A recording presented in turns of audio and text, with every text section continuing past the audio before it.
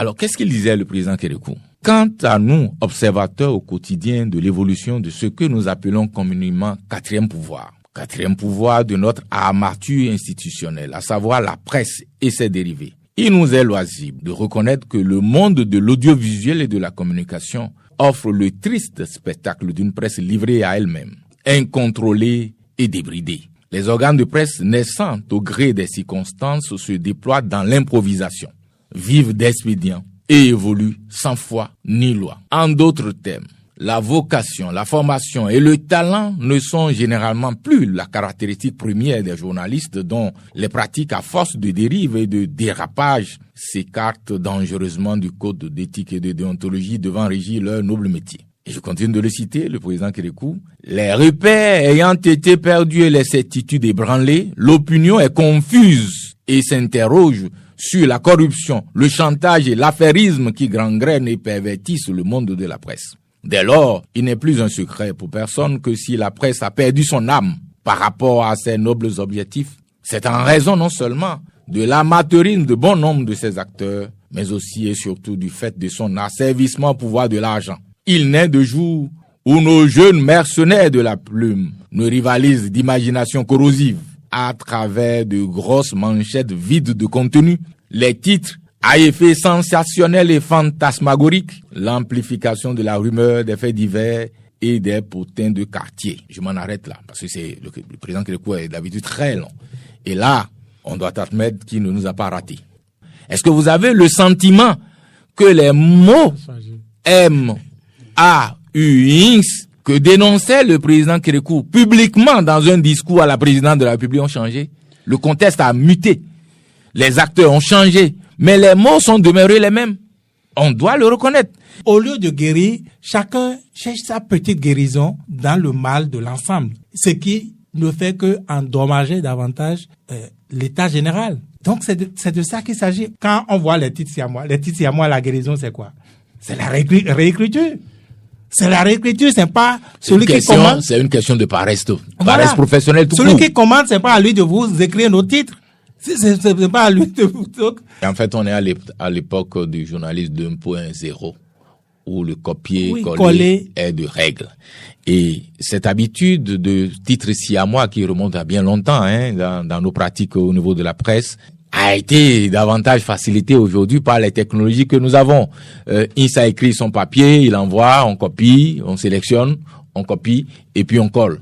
Et ça, c'est beaucoup moins le politique, c'est beaucoup moins le commanditaire d'un contrat, c'est que le professionnel des médias qui, englué dans une sorte de paresse intellectuelle et professionnelle, ne fait pas ce qu'il doit faire pour proposer quelque chose d'autre à ses lecteurs ou à ses auditeurs. Et ce n'est pas fait preuve d'intelligence. Bonjour à chacun, bonjour à tous. L'Observatoire de la déontologie et de l'éthique dans les médias pose ses regards sur les élections générales de 2026. Quel code de conduite pour le journaliste professionnel? C'était le sujet au cœur d'une conférence de presse organisée par l'ODEM le 24 décembre 2025. Contre toute attente, l'ODEM, tel un tribunal des pairs, a montré le visage lugubre de la presse béninoise à l'opinion publique, dans un contexte où la peur, l'angoisse et l'hypocrisie largement partagées deviennent des handicaps à la collecte, au traitement et à la diffusion des informations vraies et crédibles. Tout le monde refuse une interview. Personne ne veut se prononcer pour permettre aux journalistes de construire les histoires qui retracent la vie de notre nation selon l'Observatoire. Ces constats sont-ils réels? Comment se démarquer malgré le contexte jugé hostile? Peut-on rêver d'avoir des journalistes porteurs des causes des marginalisés et à quel prix? Pour répondre à ces interrogations, j'ai deux confrères en studio ce matin pour cette émission spéciale. Wilfried Hervé-Adon et Vigile Arancet sont mes invités, tous deux professionnels des médias, connus pour leur probité et leur sens du devoir. Chers invités, bonjour. Bonjour Samuel. Bonjour Samuel. Merci. Wilfried Hervé-Adon, en tant qu'ancien président de l'UPMB, on vous a vu avec deux autres collègues qu'on qualifiait de trio de l'époque pour parler de Édouard Loko et de François Audo. C'était un passé glorieux, les communiqués étaient conjoints. Comprenez-vous, à notre époque, l'époque d'aujourd'hui, chaque fêtière va pour jouer son rôle? Oh, Samuel, vous me posez là une question difficile. Vous me demandez de comparer deux époques. Les contextes n'étant pas les mêmes, je vais partir sur ce que nous on a fait. Alors, il ne vous échappera pas que l'UPMB, dont j'ai assuré la première mandature en tant que président, avait été mise en place au lendemain des États généraux de la presse de 2002. Les États généraux avaient établi, n'est-ce pas, un diagnostic assez profond des maux dont souffrait la presse béninoise à l'époque, la multiplicité des associations professionnelles des médias, il y avait le non-respect du code de déontologie, il y avait entre autres l'absence de la convention collective, l'absence d'une régie publicitaire, une loi sur les médias qui était défavorable à la presse. Il y avait un certain nombre de choses au sorti de ces états généraux. On avait listé les 16 chantiers des états généraux. Et l'UPMB, qui était une fusion, n'est-ce pas, des associations professionnelles de médias, de professionnels de médias, était, n'est-ce pas, une sorte de fêtière née des États généraux. L'ODEM a été requinqué, on a créé le Conseil national du patronat de la presse, le CNPA, et de l'audiovisuel. Donc, c'était de nouvelles associations, de nouvelles fêtières qui étaient issues des États généraux et donc revêtues d'une certaine autorité, ça il faut le dire clairement, puisque nous avions reçu mandat des assemblées générales de nos associations pour exercer au nom de tous les professionnels des médias. Alors nous, dans le contexte, qu'est-ce qu'on avait fait? C'était tout simple. On avait mis en place la maison des médias, mais sur le plan technique et professionnel, on s'est dit, chaque fois qu'il y avait une situation dans les médias, faut que on s'entende sur l'essentiel, que l'Union des professionnels des médias du Bénin, qui représentait le gros lot des bataillons qui interviennent dans la presse, que le Conseil national du patronat de la presse et de l'audiovisuel, qui est la fêtière des patrons, et l'ODEM, qui déontologiquement relie ces deux fêtières, signe les communiqués. Et c'était une approche qu'on a utilisée pendant tout le premier mandat et avec beaucoup de succès. Aujourd'hui, pourquoi ça ne se fait pas? Je ne suis pas en capacité de vous le dire puisque je ne suis plus dans les fêtières. Vigile Avancé, cette approche a quand même marché pour la première mandature de l'ODEM et de l'UPMB, non? Oui, comme disait Wilfried Hervé Adon, les contextes ne sont pas les mêmes. On sortait là, disons, des assises des états généraux de la presse au Bénin. Donc, vous imaginez un peu comment à la conférence nationale, les recommandations étaient encore fraîches et puis l'attachement était encore assez profond.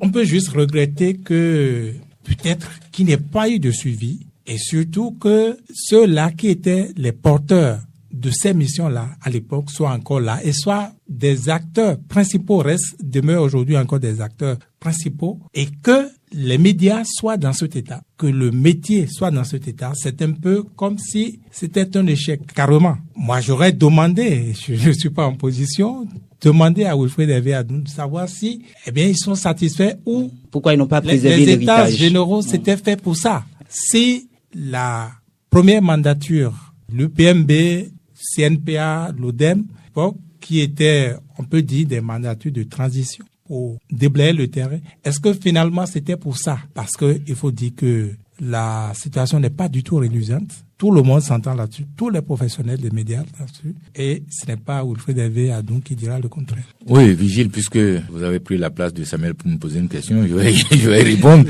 Oui, évidemment, on a l'impression que vous n'avez pas préservé l'héritage de la cohésion. Non, c'est pas une question de préservation de l'héritage. D'abord, on est dans un secteur d'activité où rien ne va comme cela se doit. Et je vais m'expliquer. La presse, pendant de longues années, a été chez nous le seul métier où on peut entrer sans filtrage. On a fini des études à l'université, on a fait une université privée, on est à la maison, on n'a rien à faire, on se trouve un stage dans une rédaction, et puis voilà, on est devenu journaliste. C'est l'un des secteurs où le personnel actif se renouvelle plus rapidement que partout. La dernière fois, je m'étais amusé à aller à une conférence de presse dans la salle où il y avait une 60aine de personnes. Je ne crois pas avoir reconnu plus de 5 personnes. C'est rien que de nouvelles têtes. Pourtant, j'ai été président de l'UPMB. Peu de personnes m'avaient reconnu comme tel dans la salle. Et c'est le cas des autres. Et donc, il y a ce problème. Mais ce que je dois dire, vous semblez faire une fixation sur la conférence de presse de l'ODEM, qui décrit avec des mots quand même assez durs, ce n'est pas courant, il faut le souligner, des mots assez durs, la profession. Quand vous m'avez appelé pour parler de cette émission, j'ai interrogé rapidement mes archives et j'ai trouvé un document dont je vais vous lire un extrait. Nous étions le 10 juillet 2004 à la présidence de la République. À Cotonou, le président Mathieu Kérékou, paix à son âme, devrait installer la 3e mandature de la HAC. Et dans son intervention, il a fait un diagnostic de nos médias dont je vais vous lire un petit extrait. Alors, qu'est-ce qu'il disait le président Kérékou? Quant à nous, observateurs au quotidien de l'évolution de ce que nous appelons communément quatrième pouvoir de notre armature institutionnelle, à savoir la presse et ses dérivés, il nous est loisible de reconnaître que le monde de l'audiovisuel et de la communication offre le triste spectacle d'une presse livrée à elle-même, incontrôlée et débridée. Les organes de presse naissant au gré des circonstances se déploient dans l'improvisation, vivent d'expédients et évoluent sans foi ni loi. En d'autres termes, la vocation, la formation et le talent ne sont généralement plus la caractéristique première des journalistes dont les pratiques à force de dérive et de dérapage s'écartent dangereusement du code d'éthique et de déontologie devant régir leur noble métier. Et je continue de le citer, le président Kérékou. Les repères ayant été perdus et les certitudes ébranlées, l'opinion est confuse et s'interroge sur la corruption, le chantage et l'affairisme qui gangrènent et pervertissent le monde de la presse.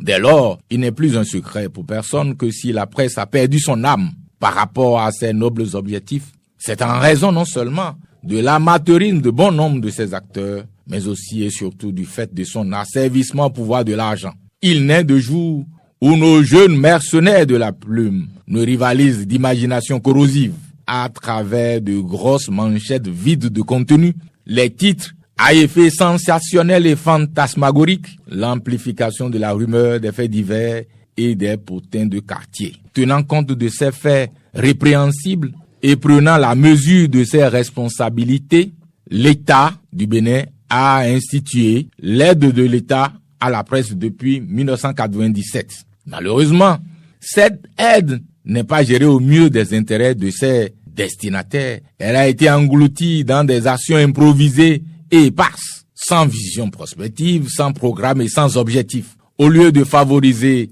la mutation des organes de presse bénéficiaires en véritable entreprise de presse, elle a surtout donné naissance à un foisonnement incontrôlé de journaux dont la création n'obéit qu'à la seule motivation de capter la rente et la manne financière de l'État. Je m'en arrête là, parce que c'est le président Kérékou est d'habitude très long. Et là, on doit admettre qu'il ne nous a pas ratés. Alors, nous étions en 2004, 2 ans après les états généraux dont nous parlions et dont vous semblez accuser à mots couverts, moi et d'autres, de n'avoir pas assuré correctement l'héritage. Alors, au regard de ce que vous venez d'écouter, je me permets de vous poser une question, puisqu'on est entre journalistes, je peux me permettre aussi une question. Est-ce que vous avez le sentiment que les mots M-A-U-X que dénonçait le président Kérékou publiquement dans un discours à la présidente de la République ont changé? Le contexte a muté. Les acteurs ont changé. Mais les mots sont demeurés les mêmes. On doit le reconnaître. Et donc, quand je compare ce que je viens de vous lire, l'extrait que je viens de vous lire, et la conférence de presse du président Lodem que j'ai lu avec beaucoup de sourires, je crois que c'est le président Kérékou qui a été plus dur. C'est vrai, il y a de nouveaux éléments qui sont apparus dans le contexte dont a fait cas le président de l'ODEM. Donc, on ne peut pas balayer du revers de la main ce qu'il a dit. C'est vrai. Mais il y a des aspects sur lesquels il est important de revenir. Les aspects, par exemple, d'investigation journalistique. On y reviendra. Très bien. Gilles avançait, les mercenaires de la plume, Kérékou l'évoquait. Aujourd'hui, Vital Ahotodi et son équipe évoquent des journalistes qui font des titres siamois. Oui, disons que le tableau ne s'est pas amélioré. On peut même dire que il s'est compliqué. Moi, je dis directement les choses comme je les pense. Ça peut ne pas être la vérité. Ça s'est compliqué un peu avec l'aide des acteurs qui auraient dû aider à en guérir.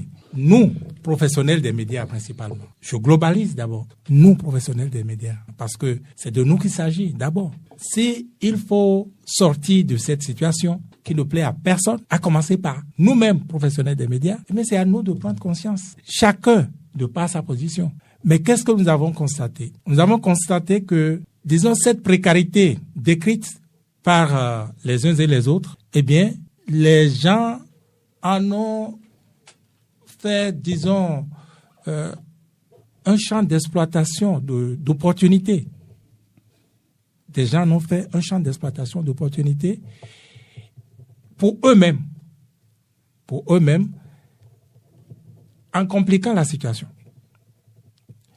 Si bien que, eh bien, dans cette difficulté, vous voyez chacun d'abord, au lieu de se dire comment on sort, comment nous sortons la corporation de là, non, on se dit comment je m'en sors dans ce désordre-là, comment moi je m'en sors.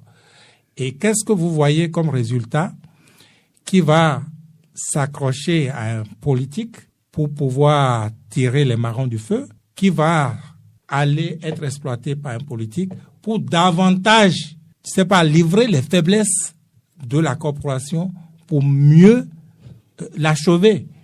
Si bien qu'aujourd'hui, si en 2004, Kérékou faisait déjà ce tableau-là, peignait déjà ce tableau, eh bien aujourd'hui, je crois que la presse est en agonie, carrément. Est-ce qu'il existe vraiment encore de presse, véritablement? On dit désormais que la presse doit être patriotique ou patriote, je n'en sais rien. On parle aussi d'une presse de développement. Mais la presse a toujours été un instrument de développement. C'est pas Wilfried Hervé-Adon qui me dira le contraire. La presse a toujours accompagné le développement. Mais même ce désordre-là, les politiques qui pensent tirer la meilleure partie de cela, en réalité, n'en tirent rien de bon. Cela ne les honore pas, n'est-ce pas? Donc, moi, je pense que principalement, eh bien, c'est nous-mêmes, acteurs des médias, qui avons permis, n'est-ce pas, qu'on en soit là, qu'on soit dans cette décadence-là. Vous avez esquivé ma question où je demandais pourquoi les titres sont identiques dans plusieurs journaux aujourd'hui. Pourquoi les titres sont identiques? Mais vous le savez très bien. Moi, j'ai eu l'expérience du Parlement, de la couverture des activités au Parlement pendant des années. Quand on y allait, c'est-à-dire avant 2016, c'était encore libre. Chacun choisit l'angle qu'il veut et raconte. Il fait ses commentaires. Mais aujourd'hui, qu'est-ce que vous avez? Parce que ce dont on parle, par exemple, c'est beaucoup plus la présidence de la République. Mais même au Parlement, on n'est plus dans l'information, on est dans la communication tronquée en information. À partir du moment où le journaliste n'est plus libre de prendre ce qu'il veut, de choisir l'angle qu'il veut, à partir du moment où c'est une officine qui enregistre et qui met à sa disposition, quitte à lui de prendre les morceaux qu'il veut là-dedans, on n'est plus dans l'information. On n'est plus dans le journalisme libre. Et j'ai parlé de l'Assemblée, mais ce qu'on connaît le plus, c'est le Palais de la République. C'est le Palais de la République avec les communiqués et les éléments qu'on envoie aux rédactions avec, comment ils appellent ça, je sais plus, ils parlent de cadrage. Donc, on dit, vous traitez telle langue, on peut revenir vous dire, bon, n'abordez pas. On est carrément dans la communication. Dans la communication, c'est bien gentil. Parfois, cela frise même de la manipulation de l'opinion. Et je reviens au Parlement. Vous avez vu, à un moment donné, on dit, les journalistes parlementaires, tout le monde ne peut pas avoir accès à la cabine de presse. Vous vous contentez de Radio Hémicycle. Radio Hémicycle est là.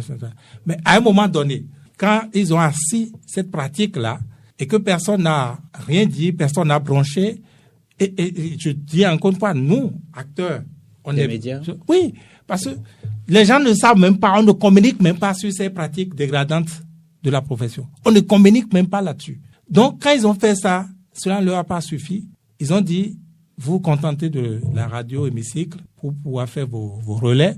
Et à un moment donné, quand des gens, et quand je dis des gens, vous suivez mon regard, ont estimé que la tribune de radio hémicycle qui retransmet les débats parlementaires devient une tribune de propagande pour l'opposition ou pour ceci, cela, même les retransmissions en direct des débats, ça a été suspendu. Et les débats avant qu'on les mette sur les ondes de Radio Hémicycle on les filtre, on enlève ce qu'on veut d'abord. Et il est même arrivé, je ne me rappelle plus de la date exacte, où artificiellement, la radio hémicycle est tombée en panne. Et quand je dis artificiellement, vous comprenez?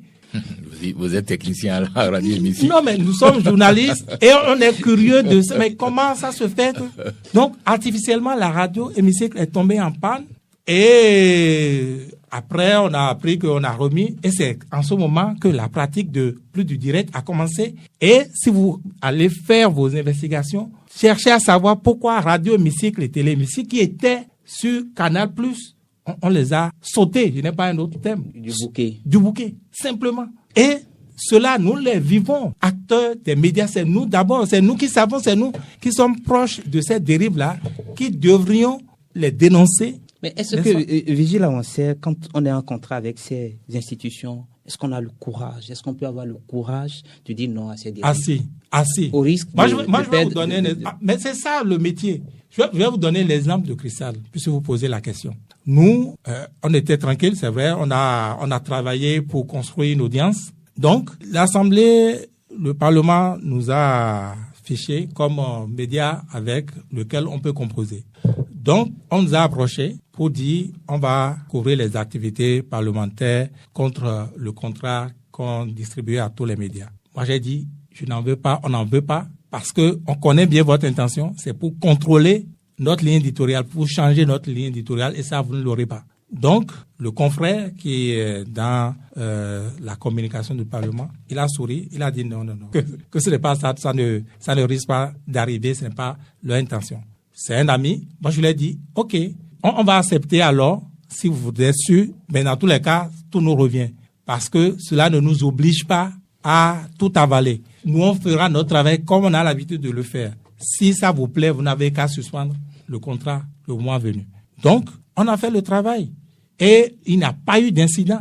Durant la période de ce contrat-là, on a eu ce contrat qu'une seule fois. La seconde fois, cela a coïncidé avec notre suspension, donc ce n'était plus possible. Et c'est dans cette période-là que, pourtant, tenez-vous bien, cette histoire de refonte totale du système, cette histoire d'assemblée constituante, mais c'est Cristal qui a révélé ça au monde. Mais ça n'a pas empêché. Et ça, cela ne dépend pas de nous, hein. Ça, moi je dis, c'est le président du Parlement. Si vous voulez, il aurait pu prétester de je ne sais quoi. Mais le contrat a été conduit jusqu'au bout. Mais ça ne nous a pas empêché de mettre ça à la place publique, parce que il s'agit de l'intérêt général. Et les médias doivent être là pour l'intérêt général, pas pour, les dividendes qu'ils peuvent tirer. Parce que si vous ne tirez pas de ces dividendes, vous vivrez quand même. C'est vrai que nous vivons difficilement, hein, c'est pas aisé, mais nous vivons.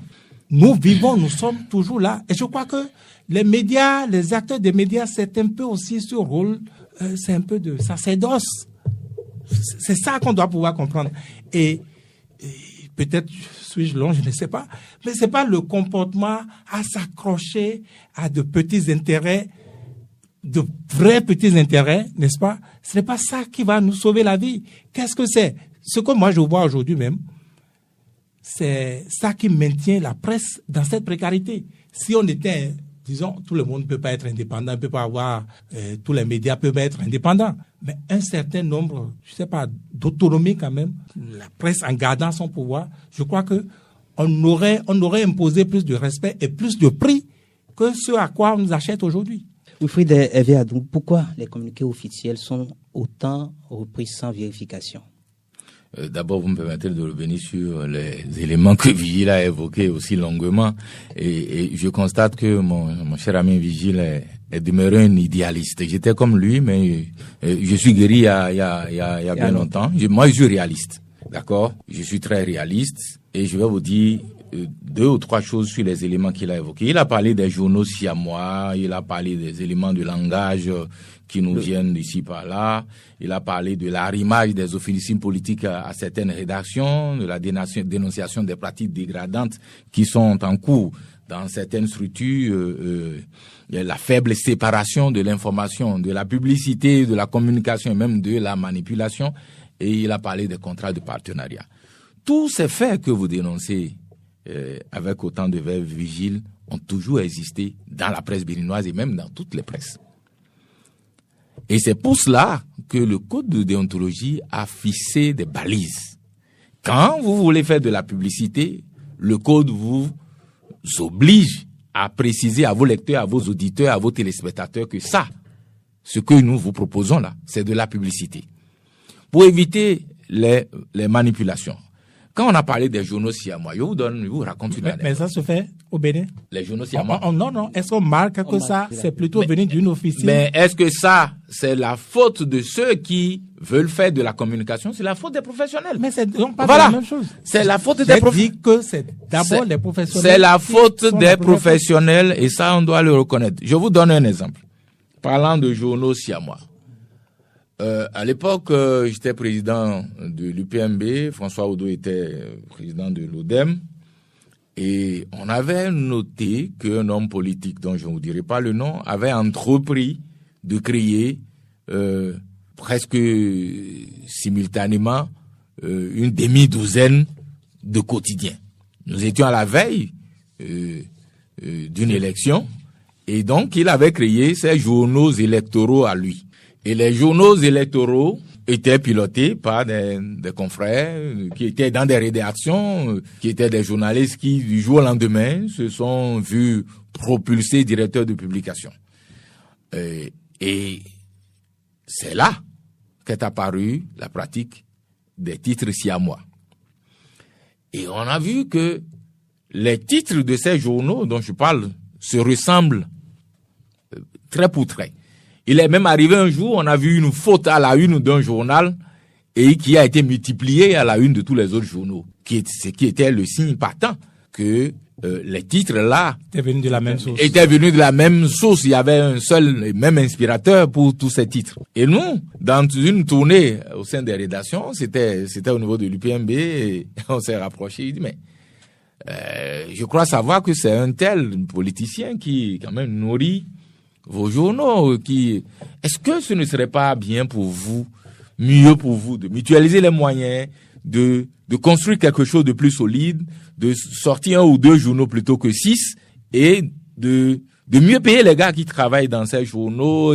Ils ont dit, mais c'est pas possible. J'ai dit, comment c'est pas possible? Il dit, mais le promoteur, il sera évoqué, c'est bien fait, seulement 1 seule ou 2 fois chez Dawawe.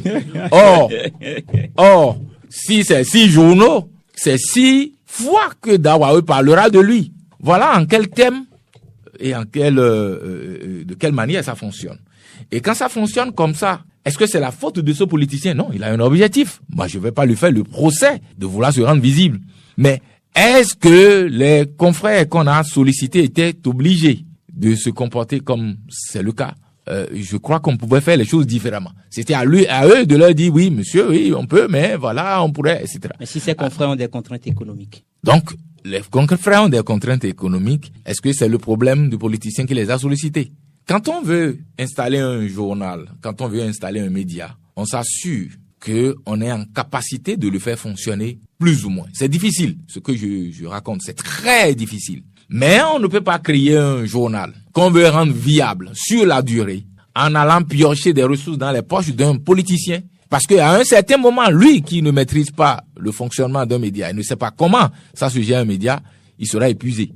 Et il va serrer le cordon de la bourse, il n'y aura plus de ressources, le média va se fermer. Et pour la plupart des médias dont je parle, qui ont été ainsi suscités par des hommes politiques, leur sort a été, le taux de mortalité de ces journaux était très, très élevé, puisque c'était des journaux électoraux. Alors, il a parlé d'un certain nombre de pratiques. Là encore, c'est la faute des professionnels des médias. Les politiciens, les institutions, les organismes, toutes ces structures ont des besoins de communication, de visibilité dans l'opinion par rapport aux actions qu'ils mènent. Le gouvernement a besoin d'être visible auprès des populations et de nos communautés. Mais quelle est la forme que ça prend? Les professionnels des médias peuvent donner, c'est à eux de donner la forme professionnelle la plus adaptée à ce qu'on leur demande de faire. Si on donne des éléments de langage, chaque professionnel, chaque organe a une dynamique éditoriale, chaque organe a une ligne éditoriale. Mais la ligne éditoriale doit être mise en œuvre dans la mesure qu'il faut, en respectant le code de déontologie, les règles qui régissent la profession. Et donc, il faut faire un travail professionnel. Et ce travail professionnel, c'est d'abord dans le métier que cela ne se fait pas. Quand on dit oui, qu'il y a des choses, on relaie les communiqués. Quand on envoie un communiqué qu'on diffuse, on peut diffuser le communiqué, il n'y a pas de problème. Sans Mais quand on a... Même si ça vient de l'autorité. Bien sûr, quand le communiqué est sourcé, quand le ministre de l'Intérieur signe un communiqué, vous allez vérifier quoi avant de le diffuser? Qu'est-ce que vous voulez vérifier d'autre? Vous citez la source du communiqué. Et dès lors que la source est citée, mais vous, sur le communiqué, vous pouvez aller loin. Vous pouvez aller plus loin. Quel est le contenu? Qu'est-ce qu'on doit comprendre de ce que le communiqué du ministre a dit? Qu'est-ce qu'on doit faire? À quoi doit-on s'attendre? Il faut trouver des personnes qui ont une certaine capacité à lire ces faits-là pour aider votre auditoire à mieux comprendre le communiqué. Mais si vous êtes des relayeurs de communiqué, vous relayez le communiqué, vous vous en tenez à ça. Est-ce que c'est de la faute du ministre qui a signé son communiqué? Non, c'est votre faute. Disons les choses très clairement. Les contrats de partenariat, il y a des contrats de partenariat partout. L'Assemblée nationale a toujours eu des contrats de partenariat avec les médias. Et ça ne date pas d'aujourd'hui. Et le gouvernement, il vous souviendra, à l'époque, le ministre Gaston Zoussou était ministre de la Communication. Je remonte un peu dans le temps. Il y avait des organes qui étaient accrédités pour suivre et relayer, n'est-ce pas, les points de presse du gouvernement, les jeudis. Donc, ce n'est pas des pratiques nouvelles. Mais les pratiques nouvelles sont nées de la paresse même de certains professionnels des médias. Je ne vais pas être globalisant, parce qu'on s'en limite à ça et on ne va plus loin. Quand vous êtes en contrat avec structure pour relayer les informations de la structure, vous relayez, ça ne vous empêche pas de traiter l'information et de chercher à mieux comprendre les aspects qui peuvent être relevés pour mieux éclairer votre auditoire. Voilà, c'est dans ces thèmes que ça fonctionne. Maintenant, si on a peur parce que le président Lodem a parlé de peur générale sur la ville et sur la profession. Si on a peur de se voir couper un contrat, on ne signe pas de contrat. Et comment vivre? Mais ça, c'est une équation que vous êtes seul à pouvoir résoudre. Parce que comment vivre, c'est à ça qu'il fallait penser avant de créer son média. On ne crée pas un média pour le faire vivre en signant des contrats avec le gouvernement et en prétextant qu'on veut être libre. Non, il y a quand même un paradoxe que nous-mêmes nous nourrissons dans les pratiques que nous avons.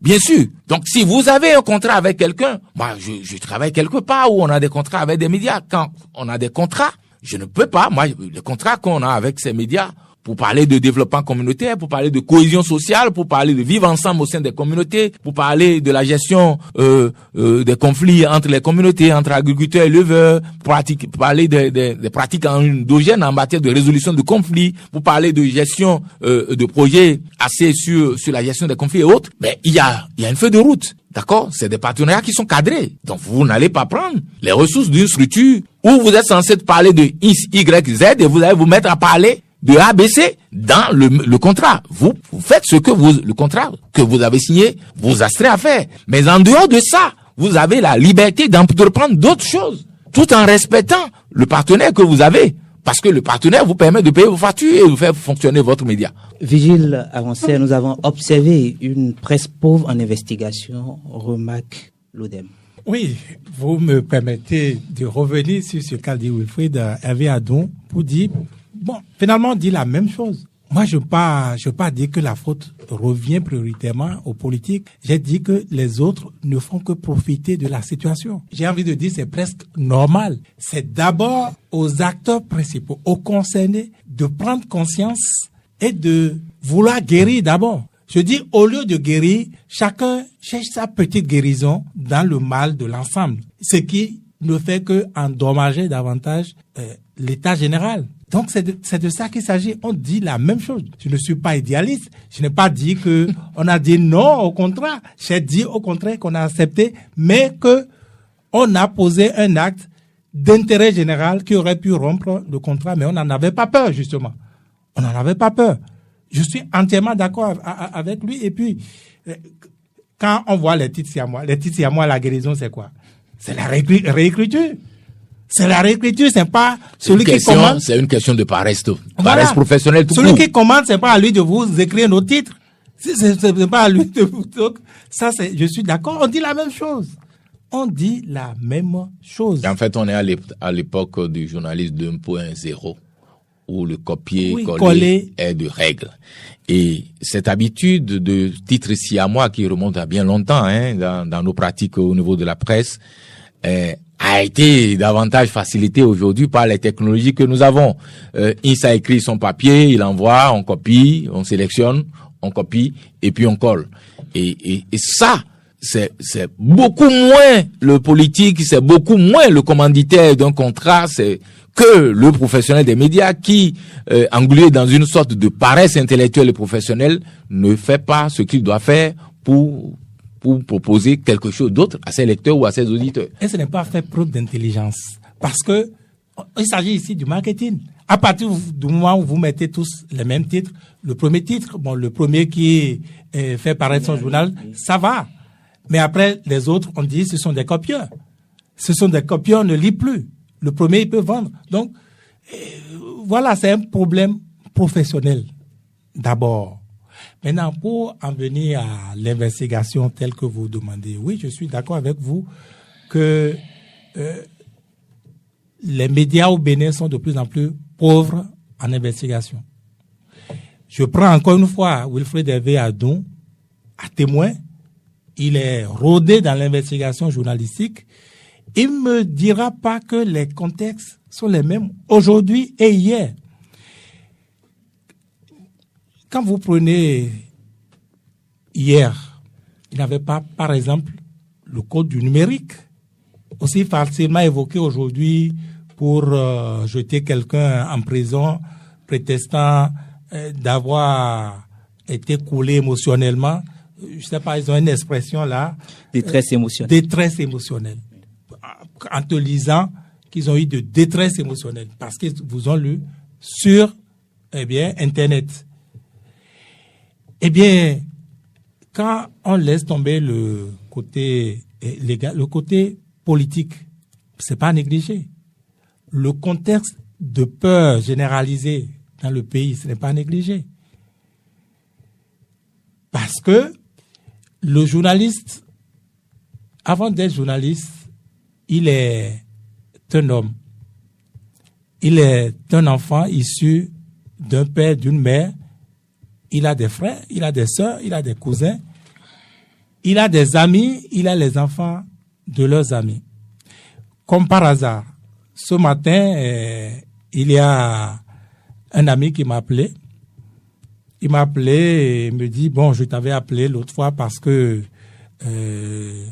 je suis tombé sur un élément où Kandé Dazanaï répétait plusieurs fois ton nom dans sa conférence de presse. Et il était écrit au bas de la vidéo que c'est la vidéo qu'il a envoyée en prison.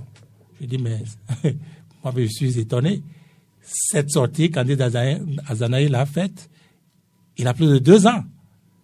Donc comment ça puisse être ça qu'il est envoyé en prison?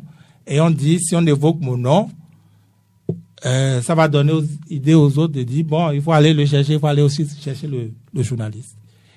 Et il finit en me disant, ne nous mets pas en détresse. Parce que, je me rappelle encore, ce sont mes enfants qui avaient commencé à pleurer il y a 3 ans quand tu avais connu cette situation en me disant, il faut tonton vigile. Aide-nous, ne fais en sorte que ces gens-là ne vaut plus ton nom. Ça, c'est un ami. Et c'est comme ça que vous avez même des anonymes, des gens que vous ne connaissez pas, que vous n'avez jamais vus, qui ont peur pour vous. Moi, j'ai la chance d'avoir encore mes parents qui ont peur également. Et un enfant n'a pas vocation à ôter la vie à ses parents. Vous n'avez pas vocation à ôter la vie à celui qui vous a donné la vie. Et donc, quand vous voyez ça, nous, par exemple, à Cristal, on a fait un certain nombre d'investigations. Mais depuis, on a arrêté. On a arrêté. Pourquoi? À cause de ce contexte-là. D'abord, on était encore les rares. Je me rappelle, on allait dans ces investigations avec Matin Libre. On était les rares à prendre des sujets osés. Parce que des investigations, oui, on ne vous refuse pas d'aller prendre la température de l'eau. Pourquoi l'eau est plus chaude au nord que dans la vallée de Lomé? Ça, vous pouvez faire ça, ça ne dérange personne.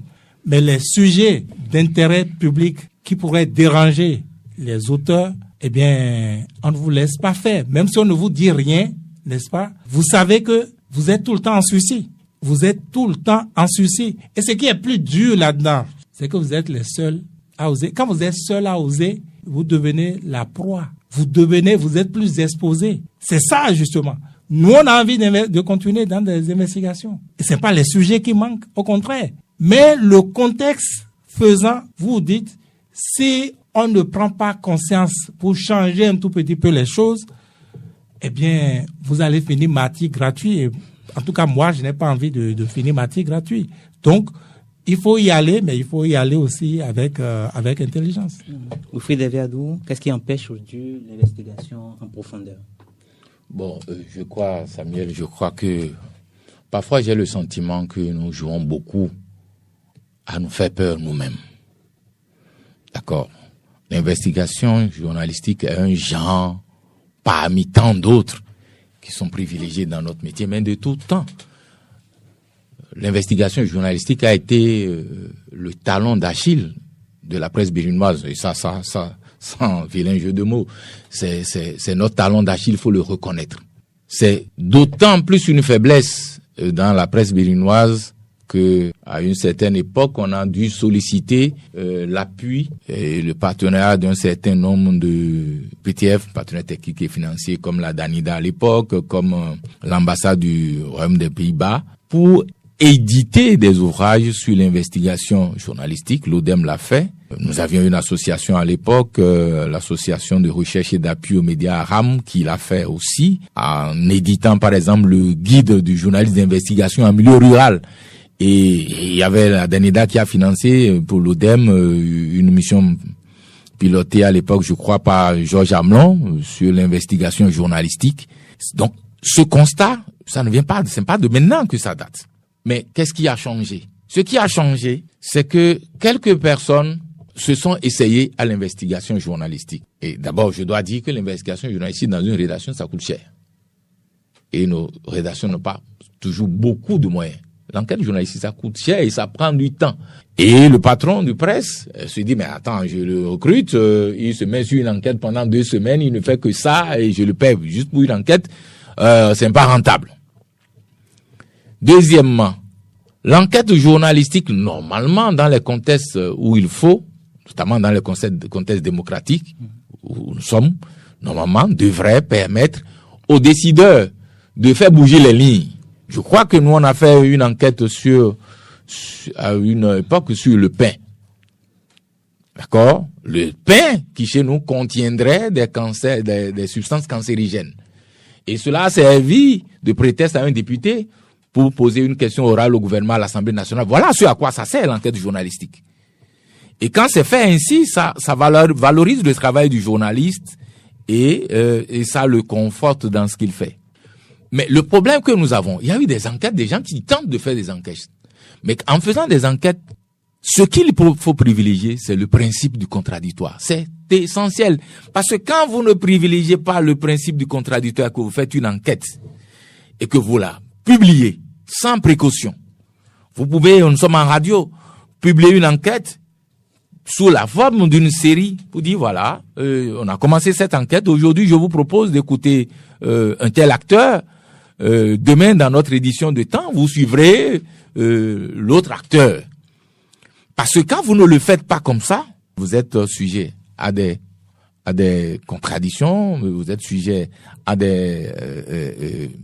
peut-être à une plainte et là, vous dites oui, l'enquête sacrée. Non. Il faut s'entourer de garanties quand on fait des enquêtes et ça, nous ne le faisons pas souvent. Les gens, j'ai donné l'exemple tout à l'heure, on peut démarrer une enquête sur la base d'un communiqué. Tout court. Un communiqué officiel d'une structure de l'État peut servir de prétexte à une enquête. Est-ce que nous le faisons? Non, on ne le fait pas. D'accord? Donc, tout ça nécessite absolument que nous travaillons à refonder, à reconstruire une presse fondée sur les valeurs qui sont mises en évidence dans le métier. Et il faut déjà, moi je l'ai toujours dit, depuis 2002, on a toujours dit, il y a eu les états de 2009 qu'on a oublié. Il y a eu la table ronde de la presse organisé par le patronat en 2021, je crois. Tout récemment. Mais toutes ces assemblées ont fait des diagnostics. Toutes ces assemblées réfléchissent sur les mots qui gangrènent, dans lesquels s'empêtre la presse béninoise. Mais la suite, qu'est-ce qu'on fait? J'ai entendu parler d'une réforme, parce que là, le gouvernement de Arrutu a fait quand même des réformes dans beaucoup de secteurs.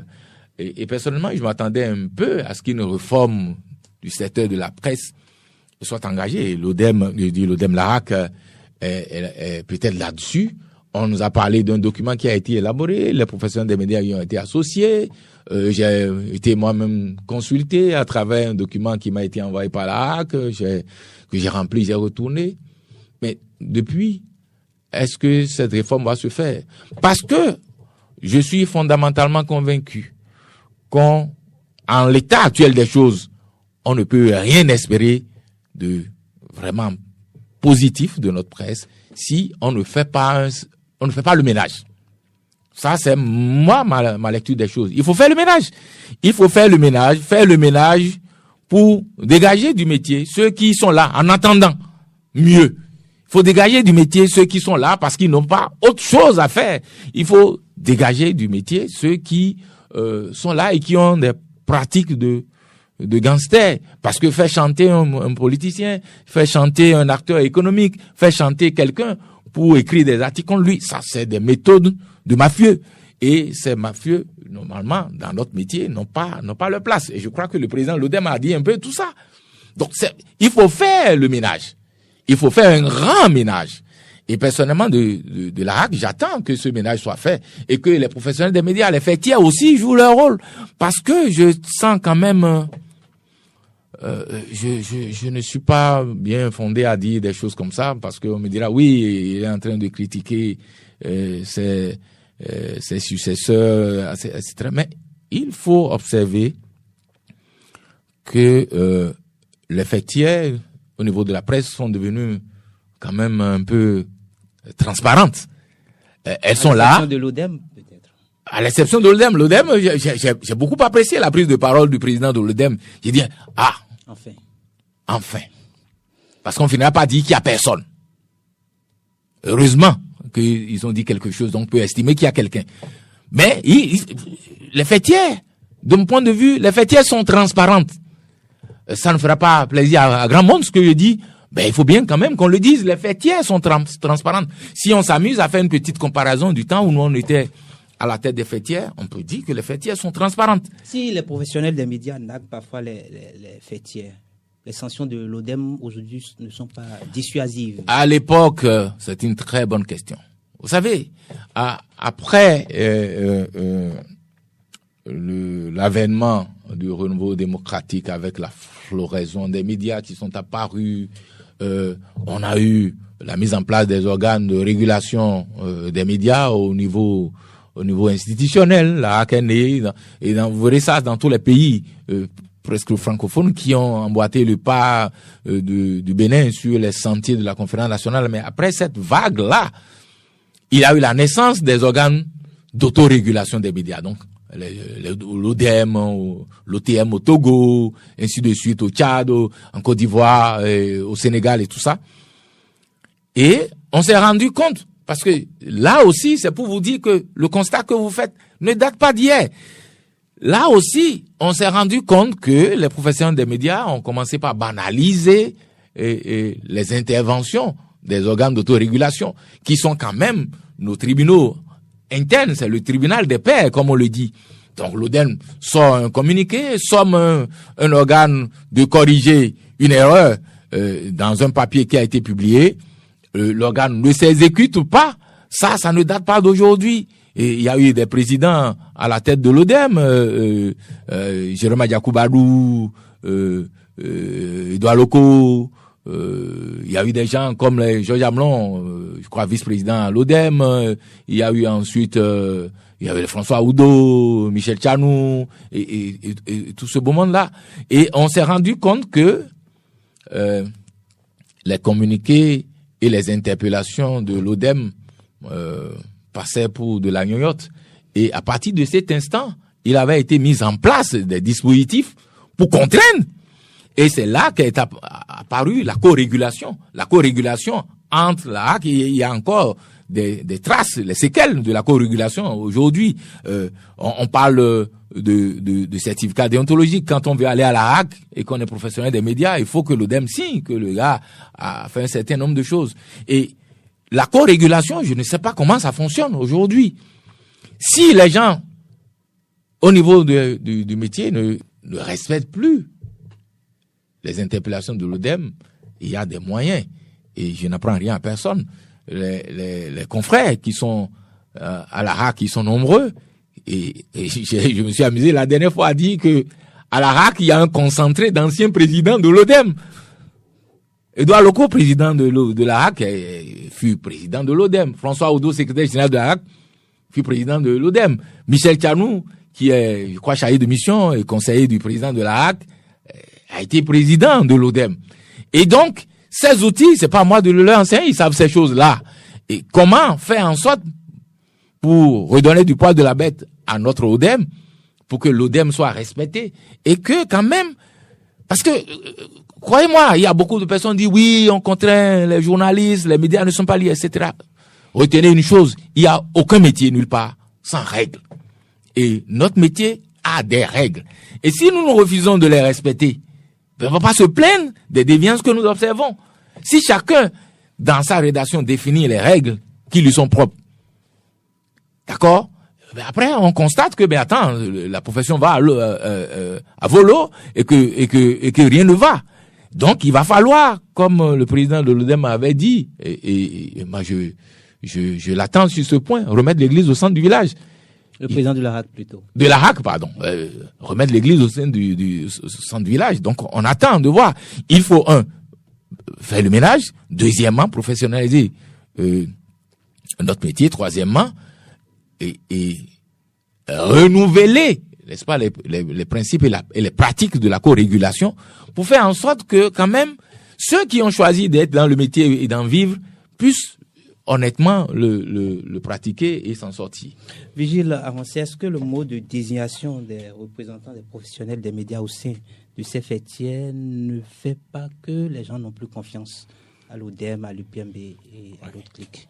Oui, vous savez, les fêtiers, un peu comme en politique, on le voit, ont été, on va dire, est-ce que c'est instrumentalisé?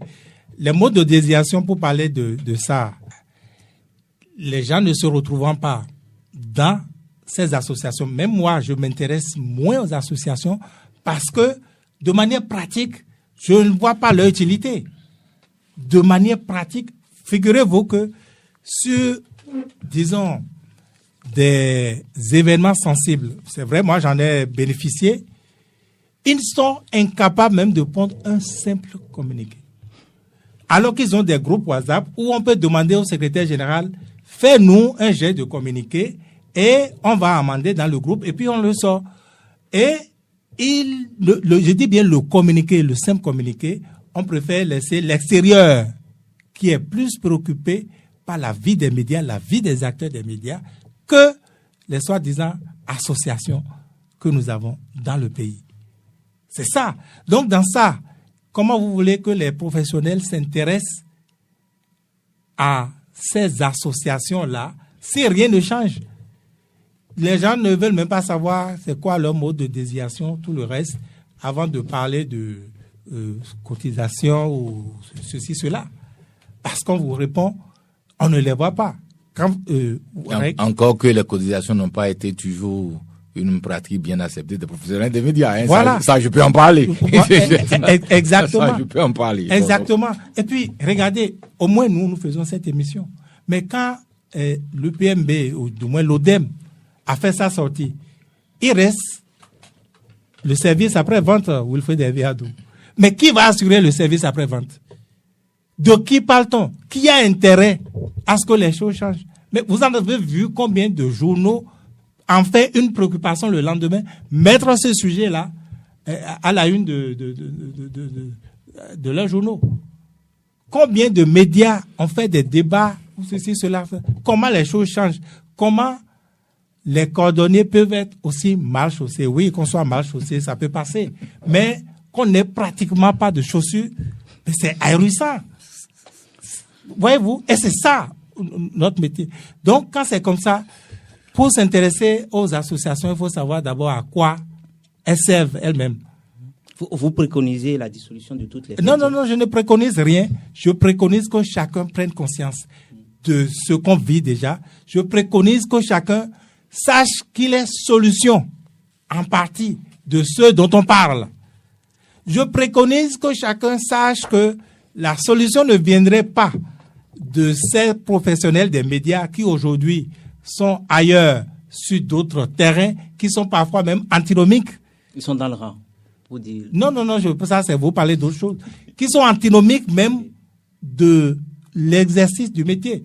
Moi, je comprends que un journaliste aujourd'hui a une autre position, dise que ah non, le métier ça va être désormais comme ceci. Mais si les professionnels des médias ont conscience du pouvoir qu'ils représentent, a fait fléchir même celui qui dit ceci ou cela, du pouvoir qu'ils représentent en ayant conscience des choses, à faire autrement, en imposer, du pouvoir qu'ils représentent en respectant les règles, la déontologie et tout, parce que sous des lois, prétendues lois, n'est-ce pas? Peut-être qu'on me dira que c'est pas bon qu'un journaliste parle ainsi, mais un journaliste est mieux placé pour savoir que telle loi-là a un problème. Un journaliste est mieux placé pour savoir que il existe aussi des lois iniques, des lois fonctionnelles ou fonctionnalistes, des lois pondues pour avoir tel ou tel résultat, régler un problème et continuer. Le journaliste est mieux placé pour savoir ça. Donc, quand tu vois ça, vous voyez ça dans la corporation, vous mettez ensemble, vous barrez, vous changez. Les journalistes ont un pouvoir, c'est une fiction, c'est vrai, de parler de quatrième pouvoir. Mais si les journalistes sont conscients de ce que chacun peut changer à la situation et au pays, nous ne sommes pas quatrième pouvoir, nous sommes le premier pouvoir. C'est celui qui a l'information qui a le pouvoir.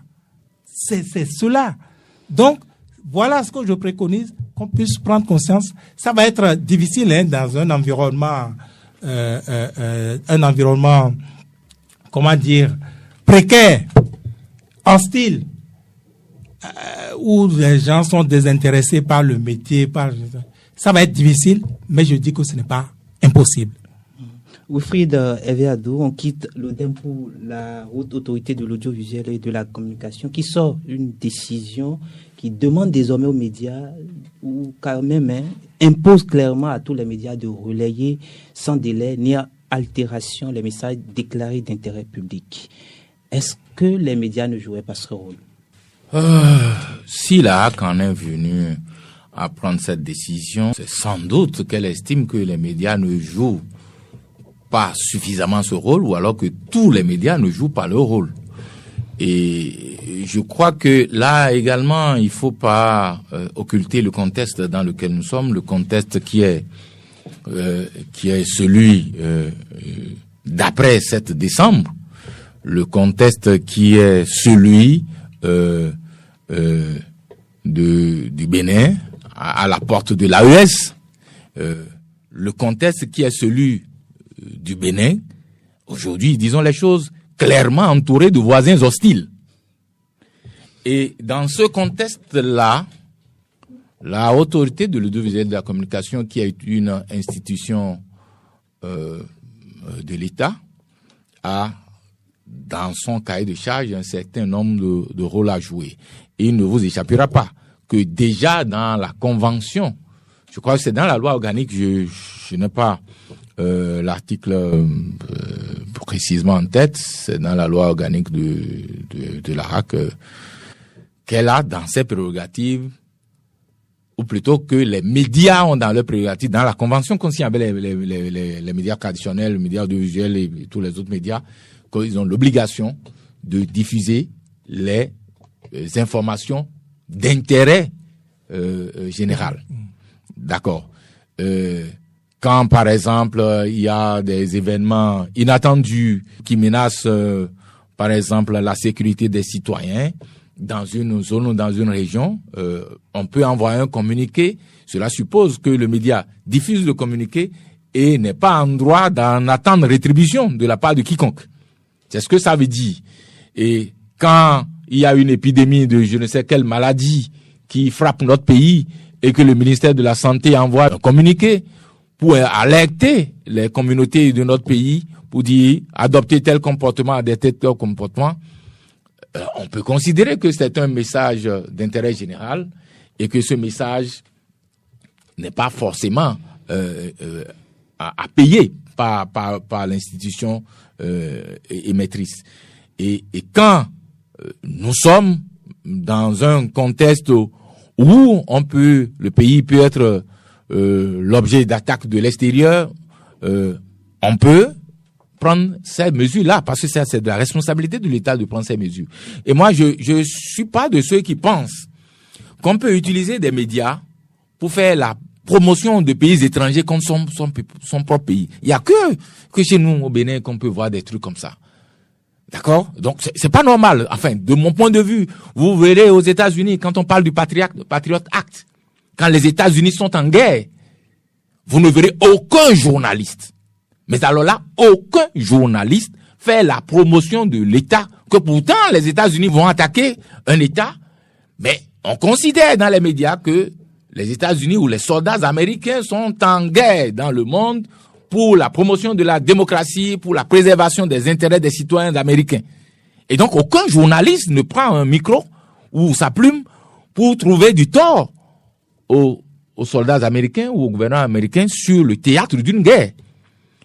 Et si les États-Unis qu'on considère comme une grande démocratie fonctionnent comme ça, pourquoi nous qui sommes une démocratie qui se cherche, devions nous mettre à faire la promotion de ceux qui nous attaquent de l'extérieur contre notre propre pays? Moi, je ne trouve aucune logique derrière. Et donc, je ne suis pas personnellement de ceux qui peuvent soutenir ce genre d'options ou de postures. Ça, c'est pas mon couloir du tout. Les messages qui sont considérés comme d'intérêt national, on peut les citer. Vigile avancé dans le communiqué.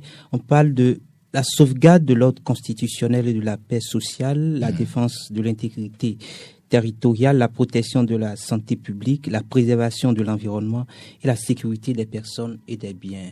On peut glisser facilement vers, entre griffes, tout organe mis sous contrôle du pouvoir, non? Non, si c'est ces aspects que vous avez cités, moi je trouve que ça rentre dans le champ ordinaire d'intérêt général des médias. Et nous le faisons déjà. Comme l'a dit Wilfred Hervé Adon, eh bien, c'est du rôle des médias de le faire. Un média, eh bien, vous êtes journaliste d'abord dans votre pays. Et c'est parce que il a la paix dans ce pays que vous exercez. Ouais. Et le rôle, ce que nous faisons au quotidien, c'est ça. On a parlé des enquêtes de Doha. C'est pour l'intégrité des Béninois. C'est notre rôle. La santé des Béninois, eh bien, un environnement normal dans lequel le gouvernement peut fonctionner, c'est notre rôle. Ce dont les gens ont peur, ce n'est pas ce que Wilfred Hervé Adon a expliqué. C'est plutôt la propagande. De là à glisser dans la propagande gouvernementale, à imposer, n'est-ce pas, que tout soit un. C'est vite arrivé. Et comment ça va, quelle forme ça peut prendre? Propagande gouvernementale à travers un communiqué, vous voulez dire? Je ne sais pas. Bon. Je ne sais pas, mais voilà. C'est beaucoup plus cela, la crainte des gens. C'est pour ça que je vous disais tout à l'heure que nous jouons nous-mêmes à nous faire peur. On joue à nous faire peur. On a peur de tout et de rien. Quand le gouvernement envoie un communiqué pour dire attention, il y a telle chose, ou alors la RAC envoie un communiqué, ou alors l'organe de la défense, voilà, envoie un communiqué pour dire il y a telle chose, où est-ce qu'on peut craindre la propagande? La propagande, c'est au profit d'un parti politique, c'est au profit du gouvernement qui veut se faire. Moi, je comprends pas. Non, vous avez dit que vous attachez au réalisme, et moi j'aime bien. Oui, mais le réalisme, c'est qu'il a plus de propagande aujourd'hui dans les médias que de l'information. Oui, on a déjà fait ce débat, et ce n'est pas de la faute de ceux qui veulent qu'on fasse de la propagande à leur profit. Et les gens craignent que... C'est de notre faute. Oui, mais je suis d'accord. C'est de notre faute. Et on se dit, mais ça ne suffit pas. Tout ce qu'on voit là, ça ne suffit pas. On veut en rajouter. Donc c'est ça qui légitime cette peur-là. Et moi, je comprends. Il est arrivé des personnes qui ont prêté flanc, qui sont des Béninois, qui ont prêté flanc à ces étrangers qui attaquent l'image de notre pays et le nom de notre pays. Et je crois que c'est de ça, pour ce que j'ai compris, que le président de la République parlait. On ne peut pas être un journaliste, écrire des papiers pour attaquer son propre pays. Ça n'a pas de sens. C'est pas possible, c'est pas normal. Bon, donc, pour moi, voilà. son propos s'en arrête là. Pour moi, c'est ce que j'ai compris. C'est l'interprétation qu'il avait donc de la trêve politique. Ah, ça, je ne pour crois pas moi, avoir c'est ce que j'ai perçu. Et moi, j'ai dit ouf quand j'ai entendu le chef de l'État par la suite, quelques jours, dire que la trêve politique ne veut pas dire absence de critique et que les médias sont libres de continuer à faire leur travail. Absolument. Heureusement. Sinon, bon... moi, j'étais à prêter mes bagages pour vous laisser le pays. C'est la preuve que nous jouons beaucoup plus, ça nous fait peur. Eh bien, bien sûr. Mais quand vous entendez on joue à se faire peur, Vigile, il faut le reconnaître ça. Qu'est-ce que vous voulez? Qu'est-ce que vous voulez? Oh, notre métier, c'est aussi de rassurer ceux qui nous écoutent. C'est pas de les alarmer. Et ce n'est pas de faire d'une grenouille un bœuf. Non. Et parfois, j'ai l'impression que nous jouons à le faire. On transforme les grenouilles en bœufs et on les gonfle davantage avec Heureusement que vous êtes là pour nous amener les loupes, les vrais. Non, moi, je partage avec vous ma compréhension des faits. C'est pas, je ne vois pas de choses absolument extraordinaires dans ça où on rappelle le sommeil, on est inquiet au point où vous voulez ramasser déjà vos bagages pour fuir le pays. Non. Pour finir cette émission, nous Vigile avancer, la presse béninoise encore en contre-pouvoir, ou est-ce qu'on peut espérer que dans les jours à venir, la presse béninoise sera un contre-pouvoir? Il ne faut pas désespérer, et je crois que les professionnels des médias, c'est-à-dire les principaux acteurs, ils sont pour grand chose à travers déjà la prise de conscience, et après la prise de conscience, comme j'aime demander au président de l'ODEM, en le félicitant, parce que c'est pas donné à tout le monde dans un contexte comme ça de faire ce qu'il a fait. Mais quand tu as dit ça, et la suite, c'est la suite qui est importante, et je pense qu'il faut l'organiser. Et je dirais à l'endroit de la RAC, et précisément à l'endroit du président de la haute autorité de l'audiovisuel et de la communication, notre confrère, mon doyen, comme on dit dans le métier, Edouard Loko, de se rassurer que, eh bien, tout le monde n'est pas journaliste kamikaze dans le pays. Tout le monde n'est pas journaliste kamikaze. En tout cas, ce n'est pas notre intention, ce n'est pas notre position. Nous sommes là pour travailler pour l'intérêt général, notre attachement à l'intérêt général. Et quand vous avez des gens comme nous, je crois que, en principe, nous devrions être des piliers sur lesquels, en tout cas l'un des piliers sur lesquels il peut se reposer.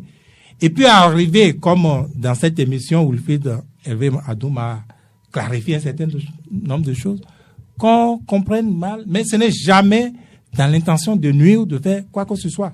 Vous avez dit de nous départir de la peur. Oui, on veut bien se départir de la peur, mais il faut nous aider à nous départir de la peur.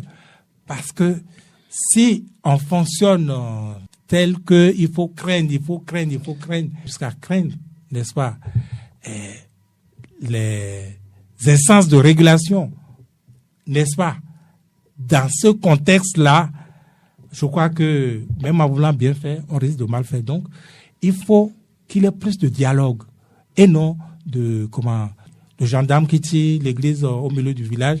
Parce que voilà encore un autre concept. Wilfried est pressé qu'on tire l'église au milieu du village, mais moi je ne sais même pas l'église c'est quelle forme, c'est qui le prêtre et comment ça va se faire. Moi je me pose des questions, donc je peux être pressé que l'église soit au milieu du village. Parce que ce que je vois, la cause que je vois qu'on donne à l'église ou je dis ça là, c'est pas le milieu du village, hein. On n'est pas loin de l'océan, on risque d'y glisser. Wilfried Hervé Adon, pour sortir de ce studio. Vous allez dans l'océan, Vigile, vous allez devoir vous doter je ne voudrais pas, justement. De gilets de sauvetage, Vigile. Merci Samuel. Je voudrais, moi non plus, féliciter le président de l'ODEM d'avoir osé mettre le doigt, d'avoir osé mettre les mots, je vous l'ai dit, les mots, MOTS sur nos mots, MOAUS, INIS. Et je voudrais vous remercier d'avoir assuré le service après-vente de ce diagnostic établi par l'ODEM. Je crois que vous êtes pratiquement le seul média à entreprendre un truc comme ça. Et ça fait partie des choses dont nous parlons. Vous avez parlé de communiquer. L'ODEM a sorti. J'ai lu le document. Il a donné une conférence de presse, mais j'ai lu le test de son... On peut s'arrêter là. Et tout le monde s'en est arrêté là. Or, dans ce qu'il a dit, on peut creuser. Et ça n'a pas un autre nom. C'est de la paresse professionnelle. Et les acteurs politiques, les institutions de l'État et les personnes qui interagissent avec la presse ne sont pas responsables de notre paresse. Disons les choses très clairement. Moi, je n'ai pas à mettre de l'eau glacée dans la bouche pour parler et faire plaisir aux gens. Disons les choses telles qu'elles sont. Donc, ensuite, je voudrais espérer, n'en déplaise à Vigile, que le ménage se fasse. On doit faire le ménage. Non, sur ça, d'accord. Le ménage, il faut le faire. Il faut faire le ménage et savoir qui opère dans la presse. On ne peut pas être dans un métier et s'accommoder de personnes qui sont en rupture de banc avec les règles déontologiques, avec la législation en matière de presse. Ça, c'est clair. Il faut et puis il faut qu'on se mette dans la tête qu'il n'y a pas de métier sans règles. Quand vous êtes médecin, il y a l'ordre des médecins qui édite des règles à suivre. Si vous êtes hors des règles, ça veut dire que vous êtes hors la loi. Et là, les gens vont vous traiter en conséquence. Vous prenez les magistrats, il y a des règles pour être magistrat. Ainsi de suite. Vous êtes avocat, il y a l'ordre des avocats du Bénin qui édite comment ça fonctionne et qu'est-ce qu'on peut faire, qu'est-ce qu'on ne doit pas faire. Les notaires, on a vu des notaires qui ont été mis en prison ici parce qu'ils se sont mis en marge des règles. Et ça, on applaudit. Mais quand il s'agit des journalistes, c'est le tollé, tout le monde. Non, il y a des règles. Il faut qu'on nous-mêmes, on s'impose de respecter les règles de la profession. Et je voudrais espérer enfin que le métier se professionnalise. Le métier se professionnalise, que les réformes annoncées s'exécutent pour que peut-être l'église soit au centre du village. Le président de l'ODEM, je ne me fais pas son interprète, peut-être qu'il est en train de dire la même chose que vous êtes en train de dire, Vigile, remettre les choses à l'endroit. Absolument. Voilà. Faire en sorte que les entreprises de presse soient viables. Voilà, par exemple. Oui. Ça, c'est remettre l'église au sein du centre village. On a parlé aux États généraux, pour ne pas relancer le débat, d'un certain nombre de choses. D'accord? De la régie publicitaire. On a parlé de la centrale d'achat des intrants pour faciliter les choses. Exemple. Je vois Cristal News, vous êtes en cours d'installation. Normalement, il devrait y avoir une centrale d'achat des intrants où il y a des équipements détaxés pour la presse pour permettre que ça coûte moins cher, pour que quand on a envie de changer un micro ou de s'acheter un ordinateur, on ne l'achète pas au même prix que tout le monde. Il faut espérer que la carte de presse qui est en train d'être modernisée ait un contenu et ait une valeur, que ce ne soit pas juste un papier quelconque qu'on attribue à quelqu'un qui se bombe le torse et qui se prévaut du titre de journaliste. Ça ne sert à rien. Il faut que tout ça ait un contenu. Et je pense que c'est ça que moi j'appelle mettre l'église au centre du village. Et je voudrais vous remercier, Samuel Oundior, de nous avoir invités pour cette émission. Peut-être qu'on ne finirait jamais. Moi, je souhaiterais que de ces gens de plateau, qu'il en ait encore. Parce que, bien ceux qui ont la décision, les politiques, c'est peut-être parce qu'ils ne comprennent pas également les enjeux. Ils ne savent pas ce qu'ils peuvent gagner à travers une presse responsable.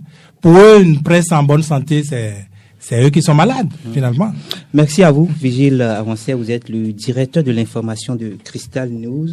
Wilfried Hervé Adon, vous êtes le copromoteur, directeur éditorial de Acacia Media. Merci d'avoir été des nôtres, chers amis internautes. On se retrouve très prochainement.